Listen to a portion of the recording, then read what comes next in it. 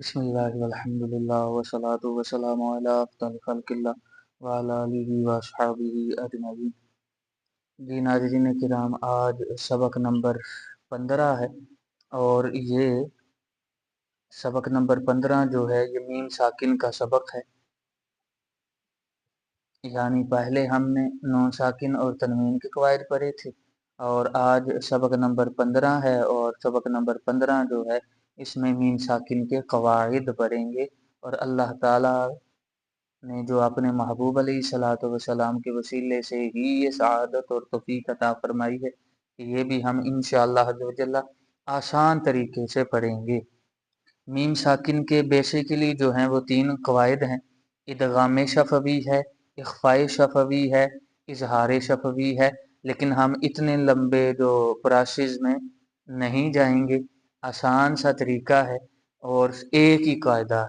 यानी मीम साकिन के बेसिकली 3 कायदे हैं, लेकिन हम तीनों को मिला के एक कायदा पढ़ेंगे। और वो कायदा क्या है, समाअत फरमाएं। मीम साकिन के बाद दूसरी मीम या हरफे बा आ जाए तो मीम साकिन में गुन्ना करेंगे, ये नहीं आएंगे तो नहीं करेंगे। ये एक कायदा है। मीम साकिन के बाद हरफे बा और या फिर दूसरी मीम आ जाए तो मीम साकिन में गुन्ना करेंगे, ये दोनों ना आए तो फिर गुन्ना नहीं करेंगे। 2 हरूफ हैं बस, एक मर्तबा फिर समाअत फरमाएं। मीम साकिन के बाद दूसरी मीम या फिर हरफे बा आ जाए तो मीम साकिन में गुन्ना करेंगे, ये नहीं आएंगे तो नहीं करेंगे। देखें, सबसे पहला जो लफ्ज़ है वो है अंतुम मुज़लिमूना। तो मेन कायदा जो हम सबक पढ़ रहे हैं वो मीम साकिन का है। तो इसमें से मीम साकिन देखें, ता के बाद मीम साकिन है और मीम साकिन के बाद दूसरी मीम आ गई है जो कि मुशद्दद है। और यूं कह लें कि यहाँ 2 तरह से कायदा लग रहा है, कायदा अप्लाई होगा 2 तरह से। एक तो सीधा सीधा है कि हमने पढ़ा नून मुशद्दद और मीम मुशद्दद में हमेशा गुन्ना करके पढ़ते हैं, तो मीम मुशद्दद है ये तो गुन्ना तो होगा, एक बात है।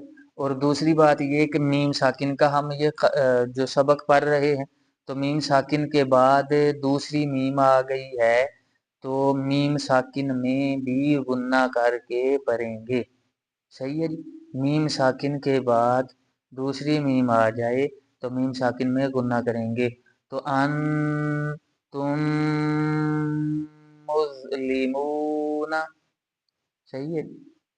इसी तरह आगे दूसरा देखें, आलम तारा।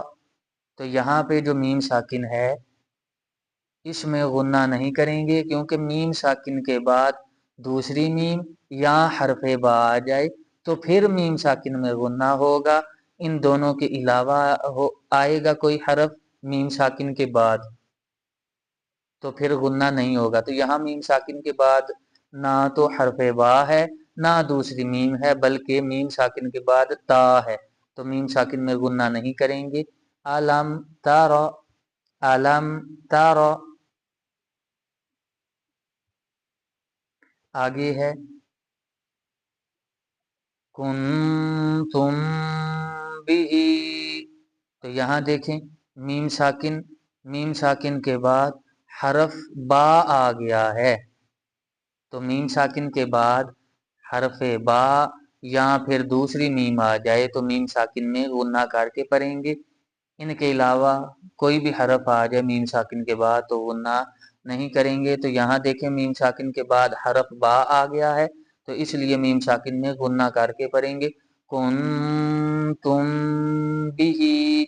और इन लफ्ज़ों में बार बार जो है वो नून साकिन भी आ रहा है।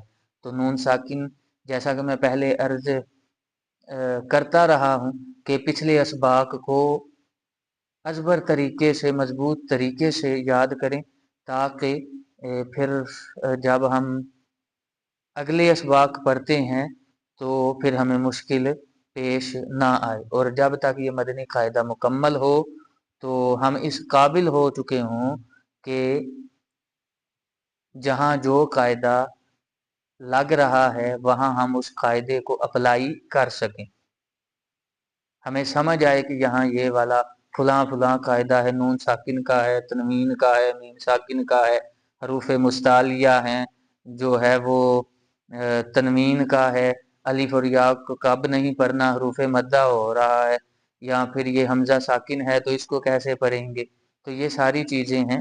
تو اللہ تعالیٰ اپنے محبوب علیہ الصلوۃ والسلام کے وسیلے سے بس ہمیں اس ذکر کی چاشنی، لذت، حلاوت، مٹھاس عطا فرمائے، اور اس ذکر کی برکت سے جتنے بیمار ہیں اور خصوصاً جو ہسپتالوں میں ہیں، ہاسپٹلز میں ہیں، اللہ تعالیٰ ان کو اس بلا سے نجات عطا فرمائے اور شفائے کاملہ عاجلہ، عمر بالخیر، عمر دراز عطا فرمائے۔ آمین بجاہ طٰہٰ و یاسین صلی اللہ علیہ وآلہ وصحبہ وسلم۔